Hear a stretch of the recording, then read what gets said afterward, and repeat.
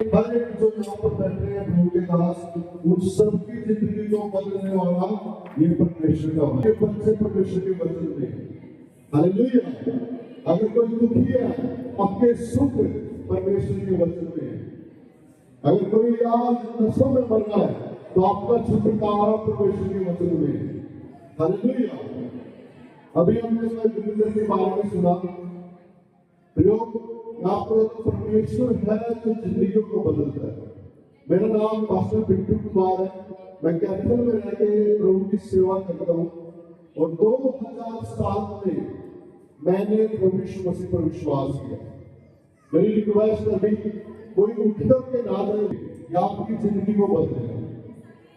Hallelujah. कितने लोग विश्वास करते हैं आपके वचन आपकी जिंदगी को बदलेगा? अगर आप विश्वास करते हैं तो जोर से बोलिए आमीन। हालेलुया। इस वचन ने 2007 में प्रभु यीशु मसीह का वचन मेरे पास आया।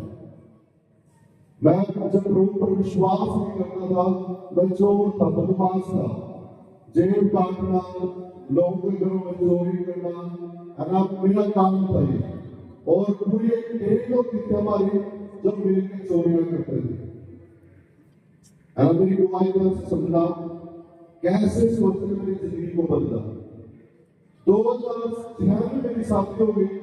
नशे करना और बुरा जीवन था पूरा, और पत्नी के साथ बिछड़ करना, मारना पीटना काम था। लोग कहते ना यीशु मसीह धर्म बदलता है। यीशु मसीह धर्म नहीं बदलता है, यीशु मसीह जीवन बदलता है। ये वचन आपका जीवन बदलता है। अगर कोई आज मेरी आवाज सुन रहा है तो मैं कहता हूँ ये वचन जीवन बदलता है। ये धर्म बदलने वाला वचन नहीं है, ये जीवन बदलने वाला वचन है।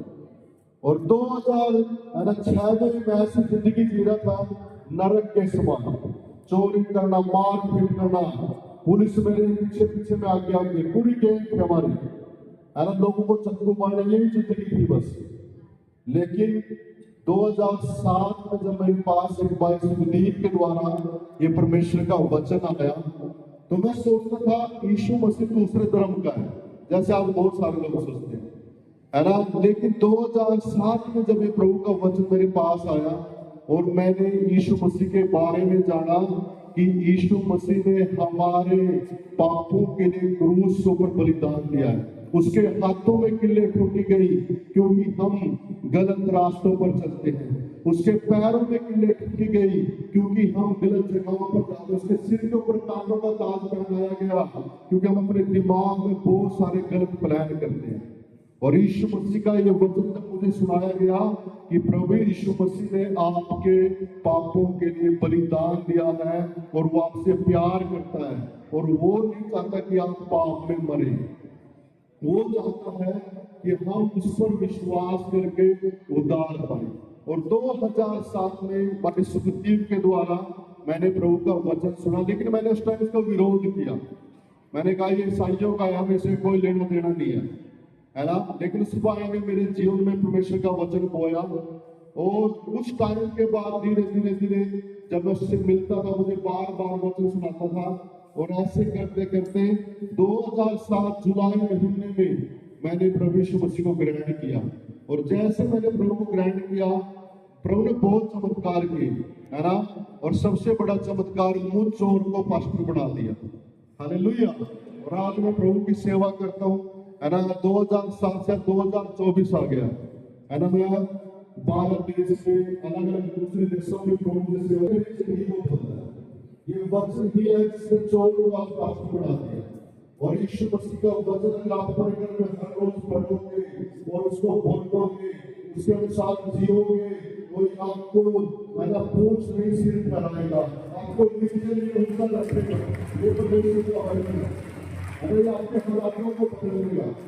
प्लीज सीरियस होकर आज थोड़ा जल्दी होकर प्रभु का वचन सुनिए। आइए निकालिए मरकुस सुसमाचार उसका दूसरा अध्याय आप निकालिए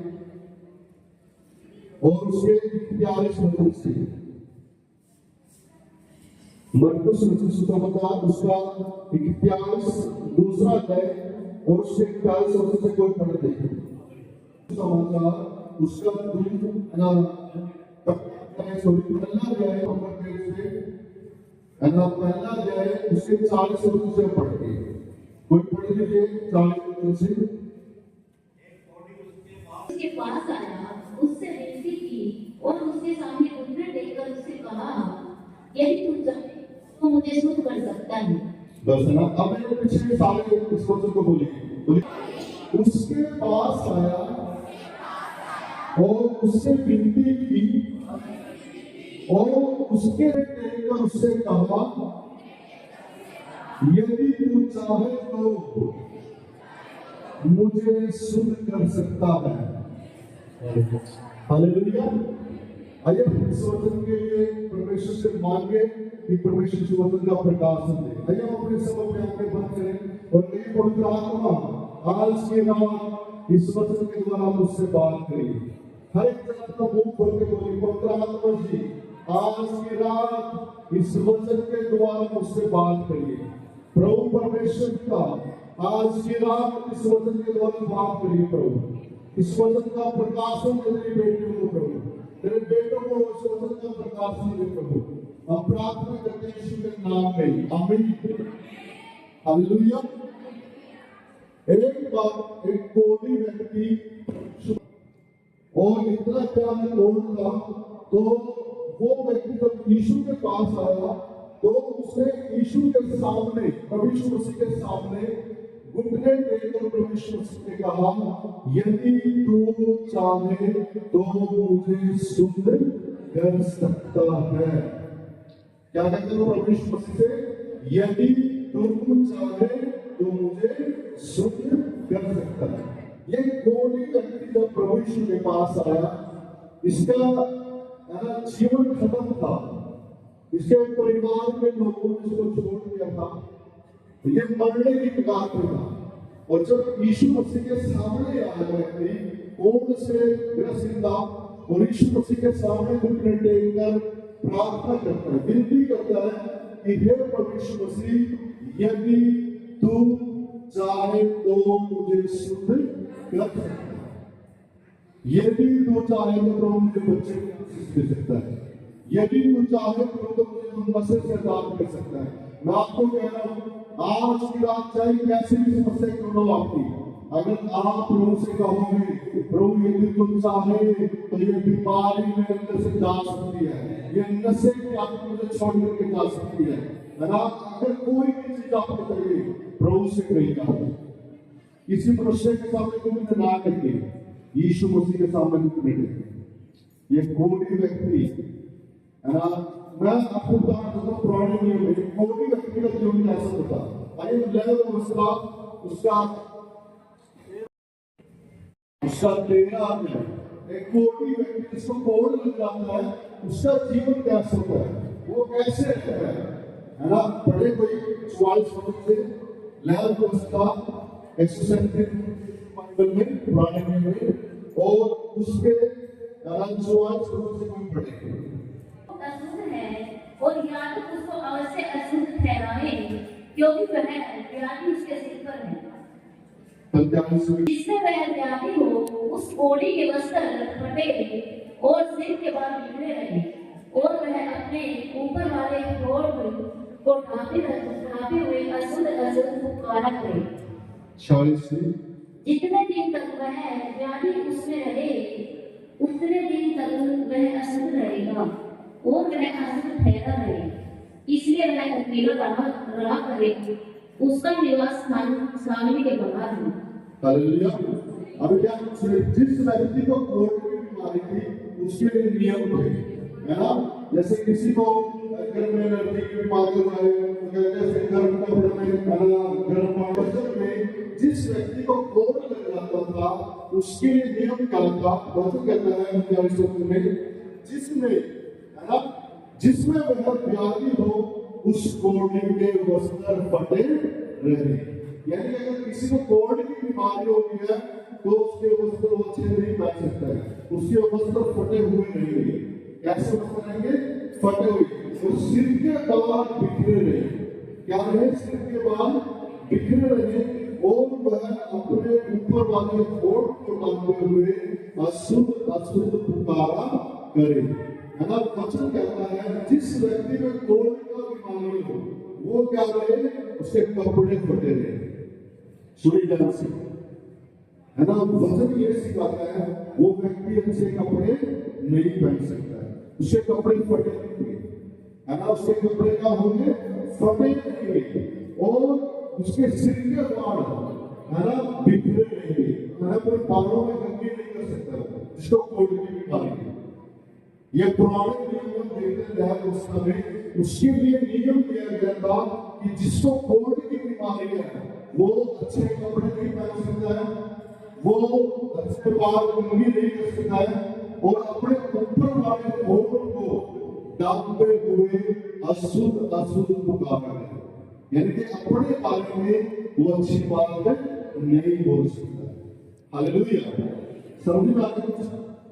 लेकिन जो ये व्यक्ति यीशु मसीह के पास आया और ये कोढ़ से ग्रसित था, कोढ़ की बीमारी की वजह से परेशान था, जब यीशु के सामने सिर टेकर यीशु से कहा यदि तू चाहे तो मुझे शुद्ध कर सकता है। लेकिन बाइबल बताती है कि एक कोढ़ के व्यक्ति का नाम वहां पर लिखा है कि उसका उसमें व्याधि हो, अपने अशुद्ध रहने के दिन तक वो और उसका सिवाना क्या होगा, अकेला रहा करेगा, नगर से बाहर, गांव से बाहर रहा करेगा। लेकिन ये व्यक्ति, मैं आपको बताता हूं, शैतान जो है वो क्या है, लोगों को कपड़े अच्छे पहनने नहीं देना चाहता है, सारा पैसा बीमारियों में, डॉक्टरों के पास, नशे में, है ना। ये व्यक्ति की जो जिसको कोढ़ था उसके कपड़े फटे हुए थे, उसके सिर के बाल बिखरे हुए थे और, है ना, वो अपने बारे में अच्छी बात नहीं कह सकता था। शैतान जब उसके पास आता था, सुनिए ध्यान से, जब हम यीशु के पास आते हैं तो हमें बोल कैसे यीशु मसीह के पास जाएगा, तुझे तो कोढ़ की बीमारी है ना, तुझे क्या है, कोढ़ की बीमारी है, तू यीशु मसीह के पास नहीं जा सकता। और शैतान इसको कहता था तू कभी अपने सिर में, है ना, बालों में कंघी नहीं कर सकता है, तेरे अगर कपड़े फटे रहेंगे तो कभी भी अपने बारे में शुद्ध बातें नहीं कह पाएगा। आज भी देखिए लोग, जो शैतान के झगड़े हुए हमेशा नेगेटिव बातें बोलते हैं, लेकिन शैतान उसको बोलता था कि तू कभी भी, है ना, चंगा नहीं हो सकता। कहते हैं कई बार इस बीमारी का तो कोई इलाज नहीं है। अभी थोड़े दिन पहले एक बार की दुआ सुनी कि कई साथी लोग हैं बैठे अपने बच्चेदानी के अंदर, लेकिन प्रार्थना के द्वारा सारी बैठे निकल गई और आज बहन 25 साल के बाद 4 महीने की प्रेग्नेंट हुई है। हालेलुया, तो पूर्ण खड़े कर दिए।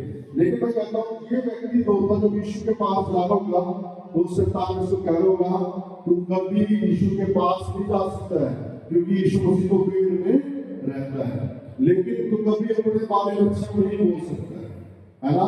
लेकिन जब यीशु मसीह के पास जाने लगा तो उसने कहा शैतान मैं आज से तेरी आवाज नहीं सुनता। आज तो बहुत सारे लोग प्रभु में भी हैं और कई बार शैतान की आवाज को सुनते हैं। शैतान का कभी अच्छा जीवन नहीं जी सकता, कभी आवाज नहीं बदलेगी, लेकिन शैतान की आवाज को सुनना बंद करें। क्या करें, कैंसर है शैतान की आवाज को सुनना, यीशु मसीह की आवाज को सुनने वाला बनता है। आपको पता है जब ये व्यक्ति यीशु मसीह के पास आएगा तो शैतान कहेगा तो लोगों के बीच में रहने से कैसे रहेगा, लोग उसको बर्बाद करने मारते हैं। लेकिन इसने कहा होगा शैतान मुझसे दूर ऐसे तुला के लिए रहेंगे, मतलब कम से कम यीशु के पास जाने होगा। और जब यीशु मसीह के पास आता है, यीशु मसीह से कहता है मरकुस 12:40 में कि हे प्रभु, उसके सामने मुझे देखकर कहता है कि हे प्रभु यदि तू चाहे तो मुझे शुद्ध कर सकता है। कोई 40 में पढ़े मरकुस 1 का 41 में एक कोढ़ी उसके पास आया, उससे विनती की और उसके सामने घुटने टेककर उससे कहा यदि तू चाहे तो मुझे शुद्ध कर सकता है। आगे बढ़ते उसने उस पर तरस खाकर हाथ बढ़ाया और उसे छूकर कहा मैं चाहता हूँ तू शुद्ध हो जा। हालेलुया। यीशु मसीह ने क्या किया उसके साथ? यीशु मसीह ने उसके ऊपर तरस खाकर हाथ बढ़ाया, दया कर से दया। और आज भी प्रभु यीशु मसीह लोगों के ऊपर दया करना चाहता है, लेकिन कई लोग यीशु मसीह के पास आना नहीं चाहते हैं। उनको दुनियादारी, उनको संसार के काम अच्छे लगते हैं। प्रयोग ये व्यक्ति विश्वास करके आया था कि जब आज मैं यीशु मसीह के पास जाऊंगा तो मेरी कोढ़ की सारी बीमारी चली जाएगी। अगर आज की रात आप विश्वास करके आए हैं तो परमेश्वर की सामर्थ आपको छुएगी, आपकी बीमारी आपको छोड़ जाएगी, दुष्ट आत्माओं का काम खत्म होगा, नशे भी आपको छोड़ जाएगी। लेकिन आपको विश्वास करना है। बोलिए कि यदि यीशु मसीह चाहे तो आज मुझे हर एक समस्या से आजाद कर सकता है। और मैं कहता सुविधा से आपको विश्वास के साथ तो प्यार करना चाहिए, उसको प्रभाव करता और काम मैं चाहता हूँ तो शुरू होता। और बाइबल कहती है उसी का उसका सारा बोझ जाता है, उसी का वो संयोग बड़े कान से बेटा प्यार से पड़ी और तुरंत उसका कोट जाता रहा। हाँ, तुरंत उसका बोझ क्या हो गया, जाता रहा और वह सुनो।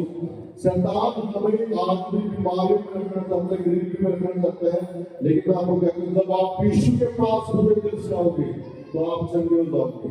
एक बहन थी बाइबल में जिसको 12 साल से 2 महीने की बीमारी थी, है ना। वो अपने घर में बैठी खाट में पड़ी हुई बहुत में इंतजार करी थी, लेकिन एक दिन उसने सुना कि यीशु मसीह जा रहा है और पता यीशु मसीह के पीछे भीड़ जा रही थी और व्यवस्था के अनुसार व्यवस्था के अनुसार वो स्त्री अशुद्ध थी, वो एक किसी व्यक्ति को नहीं छू सकती थी, लेकिन वो गई, उसने देखा कि यहाँ पर मैं मर जाऊंगी, लेकिन उसको पता लगा कि यीशु मसीह आ रहा है। और बहन को जिसको 12 साल से 2 महीने की बीमारी थी, वो कहने के विश्वास के साथ गई, आज मैं यीशु मसीह के वस्त्र के छूने को छोड़ूंगी तो मैं चंगी हो जाऊंगी। आज मैं यीशु मसीह के वस्त्र को छोड़ूंगी तो मैं चंगी हो जाऊंगी। और आपको पता है उस बहन ने विश्वास के साथ गई, है ना। मेरी तो खाना तो शुद्ध हो गया। मैं चोर जब यीशु के पास आया तो चोर से प्रभु ने मुझे पास्टर बना दिया, है ना। प्रियो में आपको पता तो प्रभु जिंदगियां बदल देता है ना। बीमारों को चंगा कर देता है, नशेड़ियों को, है ना, आराधना करने वाला बना देता है, सेवा करने वाला बना देता है। मैं आपको बताता हूँ वो बहन जब यीशु के पीछे गई तो यीशु मसीह के वस्त्र को छू लिया उसने जैसे ही, और उसी टाइम उसका लहू बहना बंद हो गया। अगर वो घर में पड़ी रहती तो कुछ नहीं होता। अगर आज की रात आप अपना घर छोड़ करके यहाँ पर बैठे हैं तो प्रभु आपको आज चंगा करेगा, आपको आज आपके पापों से आजाद करेगा। हर एक पाप के बंधन टूटेगा, आज हर एक पाप की सामर्थ खत्म होगी। मैं विश्वास करता हूँ, है ना, परमेश्वर काल को बहुत, है ना, सामर्थ साथ यहाँ पर काम करेगा। प्रियो एक वचन और हम पढ़ेंगे ना, मत्ती 16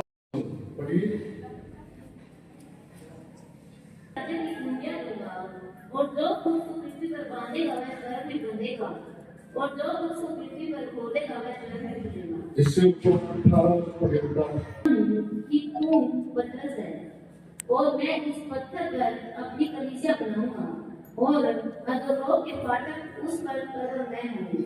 हालेलुया। ये मत्ती 16:18 में से क्या सिखाता है। पतरस से यीशु मसीह ने कहा कि मैं तुझ पर अपनी कलीसिया बनाऊंगा। क्या प्रभु यीशु मसीह ने पतरस को अपनी कलीसिया बनाई? नहीं, पतरस को कब से इस दुनिया को छोड़ के जा चुका है, प्रभु में सो चुका है, लेकिन वो कलीसिया आज परमेश्वर पिता ने हम सबके द्वारा बढ़ा रहा है। आज उसने मुझे चुना 2007 में, मेरे चुना कई कलीसियाओं की शुरुआत की, कई पास्टरों का निर्माण किया प्रभु मेरे द्वारा, और प्रभु आज भी हम सबके द्वारा कलीसिया बढ़ा रहे हैं। जब हम विश्वास करते हैं, बाइबल कहती है कि अधोलोक के फाटक उस पर प्रबल न होंगे। जो प्रभु यीशु मसीह की कलीसिया है उसके ऊपर कोई अधोलोक के फाटक प्रबल न होंगे। प्रभु ने स्वर्ग का मुझे दिया है, जो कुछ हम पृथ्वी पर बांध देंगे वो स्वर्ग में बन जाएगा, जो कुछ हम पृथ्वी पर खोल देंगे वो स्वर्ग में खुल जाएगा। रियो आज के शब्द है ना, अधिकार प्रभु यीशु मसीह में दे दिया, खोलने का भी और बांधने का भी। रियो आपको पता, जब हम प्रभु के पास आए हैं तो आपके पास प्रभु आपके द्वारा कलीसिया बनाना चाहता है ना। परमेश्वर के दास दास सिंह के द्वारा प्रभु इस जगह पर कलीसिया बनाना चाहता है। जितने भी खुदा के दास यहाँ पर आए हैं इनके द्वारा प्रभु बहुत बड़ी बड़ी कलीसिया बनाना चाहता है और अदूर तक निर्माण करना चाहता है। परमेश्वर का वचन कहता है, उसका प्रतिज्ञा से मानना है कि अधोलोक के फाटक उस कलीसिया के ऊपर प्रबल न होंगे। आमीन। आइए सब मध्य पर करेंगे और प्रार्थना करेंगे। परमेश्वर का आज जो तू चाहता है प्रभु तू मुझे चंगा कर सकता है, यदि तू चाहे सामने से। बहुत धन्यवाद पिता परमेश्वर, तेरे वचन में जिसके द्वारा तुमने सीखा है प्रभु परमेश्वर ने कैसे मेरे पास आया और आपको उसके ऊपर तरस खाया, उस पर दया कलीसिया के लोग प्रभु संतन के ऊपर दया करिए, तरस खाइए प्रभु परमेश्वर पिता, और ये कलीसिया तेरी महिमा को देखे पिता परमेश्वर। के लिए यीशु के नाम में प्रार्थना मांगते हैं, आमीन।